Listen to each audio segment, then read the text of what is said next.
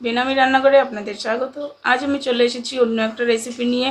আমি করব আজ চিংড়ি মাছ দিয়ে আলু পোস্ত। এর জন্য আমি এখানে 400 গ্রাম আলু নিয়েছি। আলুটাকে আমি ডুমো করে কেটে ভালো করে ধুয়ে জল ঝরিয়ে রেখেছি। রান্নাটা আমি শুরু করছি। তো গ্যাসের ফ্লেমটাকে অন করেছি। কড়াইটা গরম হয়ে গেছে। এবার আমি এর মধ্যে দিয়ে দেবো 4 টেবিল চামচ সরষের তেল। তেলটা গরম হয়ে গেছে। এবার আমি এর মধ্যে দিয়ে দিচ্ছি পাঁচফোড়ন। পাঁচফোড়নটা ভাজা হয়ে গেছে। এবার আমি এর মধ্যে দিয়ে দিচ্ছি ডুমো করে কেটে রাখা আলু।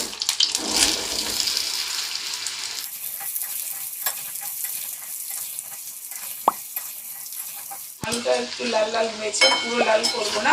আমি একদম মাছটাকে কমিয়ে নিয়ে 5 মিনিট মতো আলুটাকে ভেজে নিয়েছি। এবার আমি এখানে কুচিয়ে রাখা একটা পেঁয়াজ দিচ্ছি। একটু বড় করেই কেটেছি পেঁয়াজটা। এবার আঁচটাকে একটু বাড়িয়ে দেবো। দেখুন বন্ধুরা, পেঁয়াজটাও লাল লাল করে ভাজা হয়ে গেছে। এবার আমি এর মধ্যে দিয়ে দিচ্ছি নুন পরিমাণ মতো, হলুদ গুঁড়ো, চিংড়ি মাছ।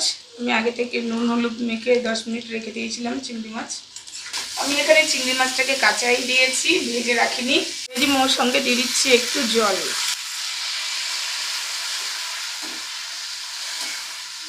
জলটা টেনে গেছে। এবার এর মধ্যে আমি দিয়ে দেবো, এখানে আমি পোস্ত 1.5 টেবিল চামচ পোস্ত নিয়েছি আর 8টা কাঁচা লঙ্কা নিয়েছি। ঝালটা অবশ্যই নিজেদের স্বাদ অনুযায়ী। দিয়ে দিচ্ছি পোস্ত বাটাটা।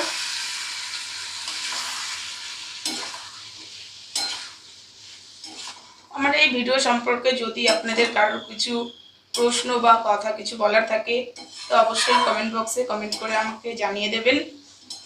যদি রান্নাটা ভালো লেগে থাকে বন্ধুদের সঙ্গে শেয়ার করবেন।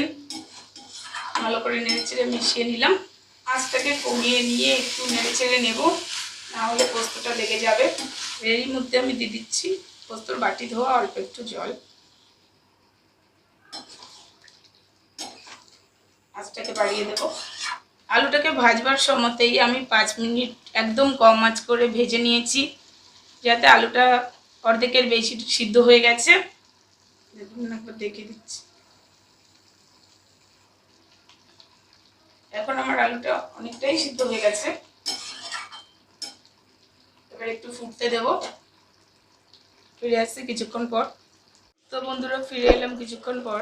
আমার এই চ্যানেলটিকে সাবস্ক্রাইব করে পাশে থাকা বেল আইকনে প্রেস করে দিতে ভুলবেন না, যাতে আমার পরবর্তী ভিডিও আপনাদের কাছে পৌঁছে যায়। তৈরি হয়ে গেল আমার এখানে চিংড়ি মাছ দিয়ে আলু পোস্ত। এটা সম্পূর্ণ আমিষ তরকারি। আপনাদেরও ঘরে একবার তৈরি করার অনুরোধ রইল। ভালো থাকবেন, সুস্থ থাকবেন। অনেক অনেক ধন্যবাদ।